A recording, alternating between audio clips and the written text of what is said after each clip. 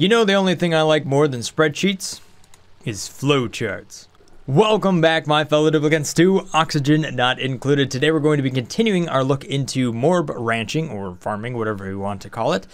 This was such a hot topic, you guys almost broke my comment section. I mean, it's just like massive. Not just that, but you guys were also over there on the Discord as well, telling me about all the different ideas. So that's why I had to break out the flowchart. Alright, so here's where we're at so far. We had this idea of toilets output of morb every 2 cycles, made this morb farm thing, which is kind of just an overview. Boom! There we go. Everything. Massive base, kind of ridiculous. And that spawned off many different questions here. One, how do we get more oxygen out of those morbs? And then there's a whole bunch of different ideas. So we can take a look at all of those. Morb automation. How do we automate the production of morbs? Maybe try to get away from the door thing. Or maybe we limit it, depending on some things there. There's some good questions about like what can we do with slime, or how do we kill slime lung. Those might be a couple of good tutorials to kind of spin off from just this one video here. And finally, once we have enough understanding of everything that we're dealing with and all the variables, how do we arrange these components? Can we run it to a pus farm, or do we just run it to our base? And what does that look like? So yeah, boom. So yeah, I hope you guys like the flow chart, because for me, it helps me stay organized. So let's take a look here at how to get more oxygen. All right, so let's just run through the different ideas here. Morbs in some waters, anywhere from 10 to 50 kilograms. Wheezewort compressor, the whole Venturi thing, that was pretty dope. If you can combine that, we may have a way to infinitely store more polluted oxygen if the polluted oxygen rate is consistent. Boom, that might be really sweet. Morbs in a bowl with a pump behind them, or more pumps, essentially just trying to lower that pressure. Slower game speed as compared to running it quickly. That might have an effect on the production of oxygen. The airflow tiles underneath the morbs might also help kind of spread the oxygen out, again lowering that pressure. Or a downward draft, because right now we have morbs on the bottom trying to go up through a funnel, so we might be able to rearrange that. Or less or more room to move.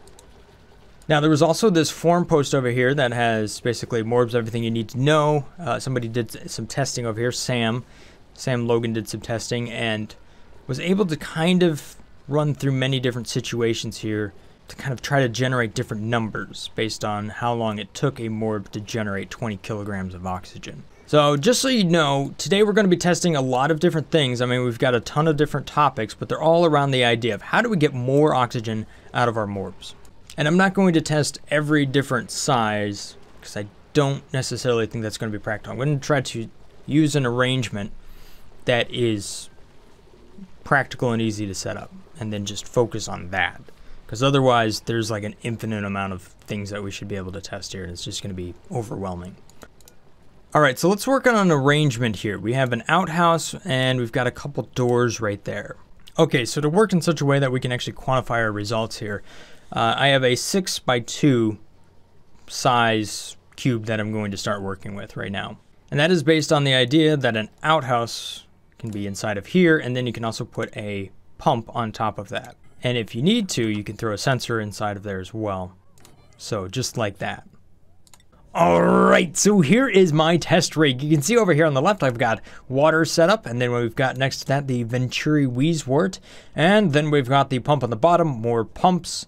Airflow tiles on the bottom, downward draft situation, less room to move, more room, more room, more room, more room, more room, and that should hopefully echo the same results that I'm seeing here in the form, because that was all about how much room they have to move. At least here you can see how many tiles they have. So hopefully we echo those results. However, things do change, and this game is in development, so stuff happens. So what I hope to gain from this is enough knowledge to really make a nice efficient morb corral so that I can generate more morbs and produce a predictable amount of oxygen. Alright, so let's go ahead and spawn some of these guys in here and see what we start to see right off the bat. Alright, and just so everybody knows, all of these Atmos sensors are set up to be 500 grams. We might be able to play around with that as well, but, you know, we got to start somewhere. Interesting, none of my morbs are making any polluted oxygen. So what happens if I seed each room with 1 kilogram of polluted oxygen? Oh, and by the way, you're supposed to be up here, buddy. There you go. What are you doing? Why are you running? Oh, crap. I'm not capturing results just yet. Aha! There we go. See, the morb needs to be around polluted oxygen before it starts to make more, doesn't it? So what if I put chlorine gas in here, just out of curiosity? Will you start to make more? See? See that little morb? Oh, he is making more. He just doesn't like being in a vacuum, huh? Yeah, interesting. So once a morb is in a vacuum, it won't make more gas. For whatever reason. Okay, well that's good to know, because if your morbs happen to end up in a vacuum because you're pumping too much oxygen out of it, then that might slow their production. Now, it's going to take a while for this to kind of even out. Alright, so this is going to take forever to get this stuff up. Okay, well, I don't have forever, so let's go ahead and just bring in a couple more morbs to start this thing off. So each one is going to have 4 morbs. Alright, so I am running the game at an accelerated rate. I'll slow it down when I go to capture the data, but just what I'm seeing right off the bat here is that these morbs in water, even though there's only 9.9 kilograms of water down there, they are not producing any polluted oxygen. So I can change this to polluted water. So here's the thing, I can change this to polluted water, but that's going to kind of skew the results a little bit. Hopefully not too much if it's just 10 kilograms. But maybe that'll make them start to make more. I think the whole polluted dunking them in water thing just doesn't work. I've tested it a couple times and I've never seen it actually do anything. 25, just nothing. They aren't doing anything. Even when I slow it down, not a thing, man. Just not a thing. Alright, so if I head on over here to my flow chart, let's see here what I can do. How do I cross text out? Morbs in water. Nope. 1 down. 7 to go.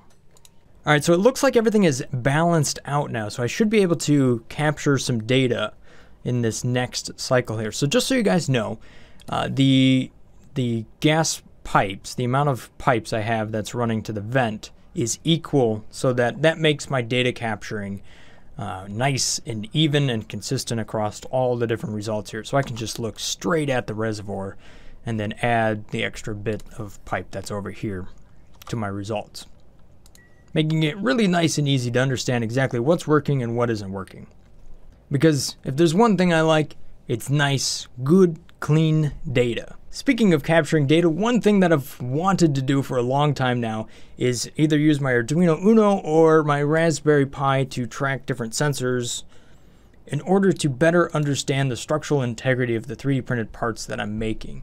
I know I've got technical data sheets and all of that stuff, but how that actually translates and compares to simulated versions of 3D printed parts is kind of hard to understand. So I've always wanted to set something up like that, and rather than just like point a camera at a scale, I really want to get some good data and make some sweet graphs. Luckily, Humble just dropped a new bundle, and this is Robotics and ITO. You can see it's a bunch of learning references, which is books, also has videos as well, such as Learning Raspberry Pi right here. You can pay what you want. You can even choose where that money goes right down here in the bottom. And if you see Brothgar, you notice that I am a Humble partner. So this not only goes to support the creators of the content, the Humble platform itself, a great charity. You can see that right down here. You got Code for America and then St. Jude's Children's Research Hospital, which is the charity that I choose to support.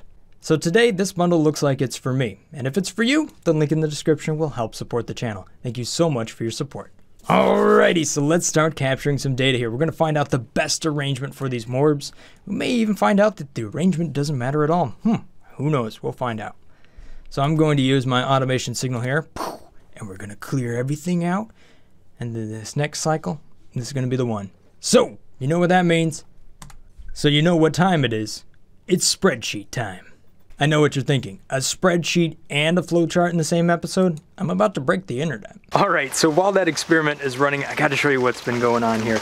Last night there was this big ice storm that went through with a lot of high wind, and a ton of things were just like smacking the top of my house and whatnot, but my neighbors over here, their power line was taken out, so there's all sorts of things over there.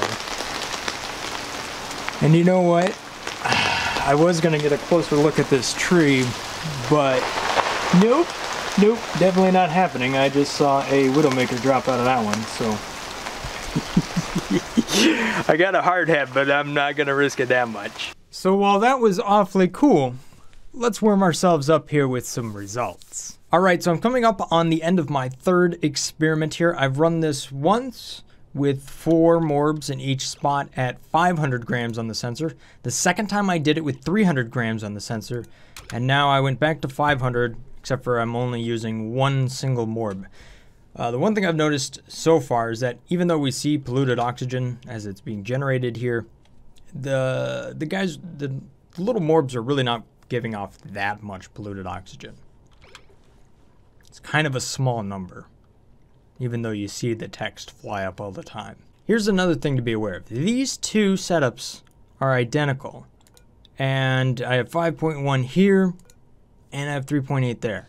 There's a certain amount of random to this whole, the way these Morbs work, and you're going to see that in the test results as well. Alright, so looking at the results here from the very first experiment, which was 4 Morbs in that area at 500 grams, what we can see here is that each Morb was putting out anywhere between 1.5 to about 3 kilograms per cycle.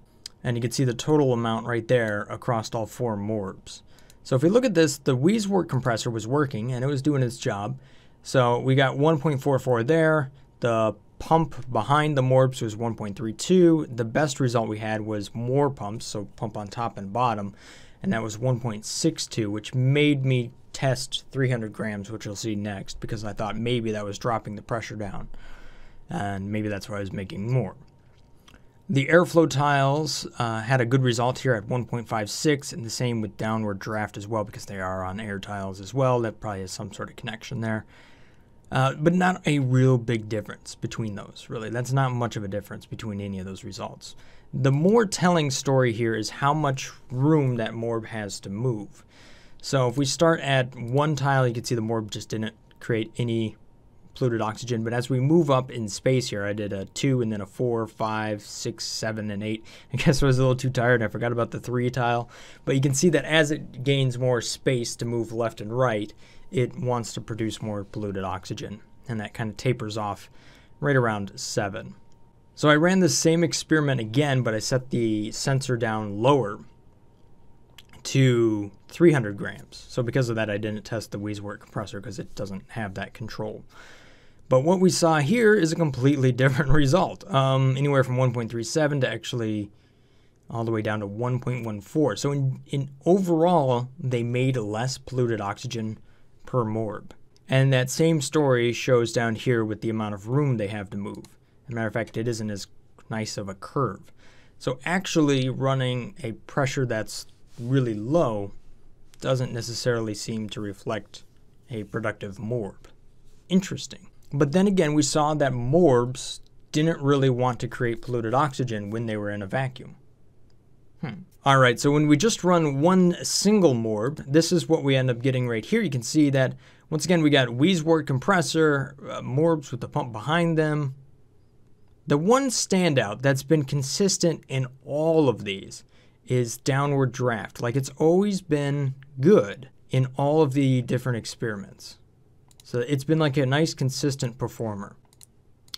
The other consistent thing that we're seeing here is 7 tiles wide.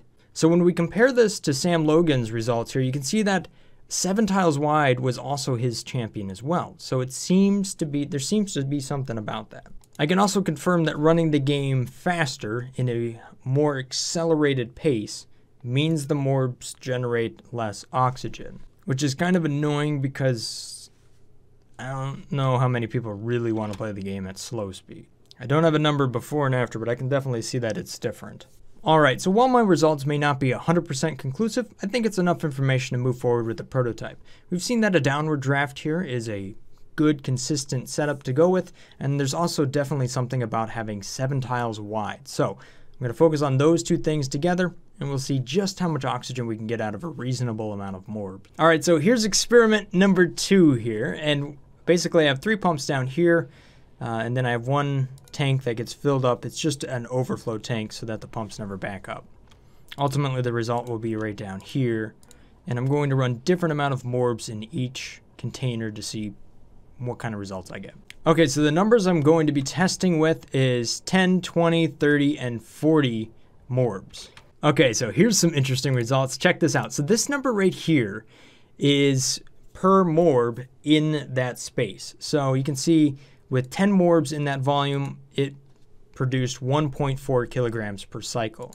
With 20, it was 1.33, 1.45 at 30, or 1.4 at 40. So pretty much, I would say 1.4, and it didn't seem to matter that it was way more crowded in the last result. So it seems like you could keep adding more and more morbs to that space that you've given them, and they will continue to perform the same as if they were just left there on their own. So it really comes down to how fast can you make morbs and how many can you slam into that space without just, lagging your computer out.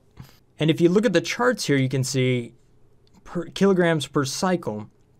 We started out at about 14 kilograms, 26, 43, and up to 56. So just to get enough oxygen for one duplicant, you need a lot of morbs. At least in this arrangement, you'd need about 43 morbs per duplicant. Way different. All right, you want to see how big of a difference speed makes? Look at this. Cycle 681. I'm only halfway through it, and I've already filled the tank.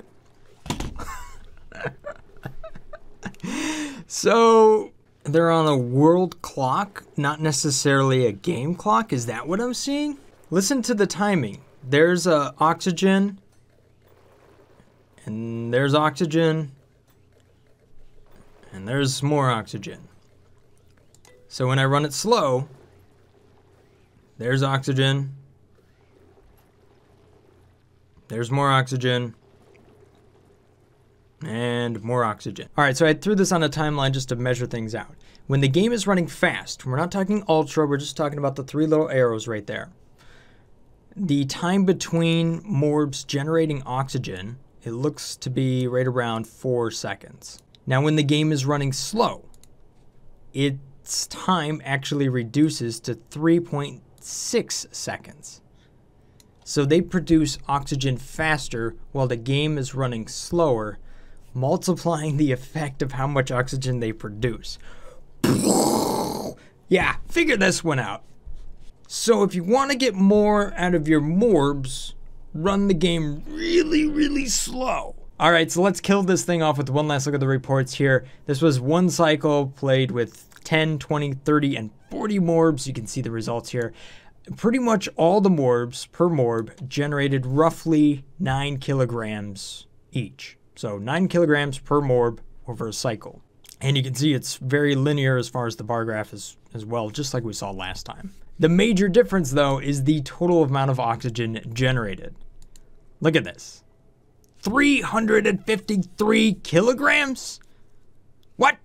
So when you compare one system to the other, it's 6 times as much oxygen. So there you have it. The morb you know, and the morb you're confused. 600%. I mean, it's really going to come down to if Clay Entertainment ever does anything with the morbs beyond what they are currently. Because as you can see right there, they currently do not respawn the same as some of these other critters. Because those ones are on a calorie sort of thing. So it takes a certain amount of calories down, and then they're trying to replenish that. Morbs don't really function that way. But then again, I doubt they really planned for people to have morb farms that were going to produce oxygen for their base. I don't know. We'll just have to see. Look forward to some different patch notes here and there. Sorry I broke your game again. But at any rate, that's all I got time for today. Hopefully you guys have enjoyed this little episode here of Oxygen Not Included. If this looks like the channel for you, maybe consider hitting that subscribe button. Thank you so much for your support, guys. A big shout out and thanks to my Patreon supporters. You guys are absolutely awesome. Stay awesome, everybody, and have a great day. Peace. Brothgar out.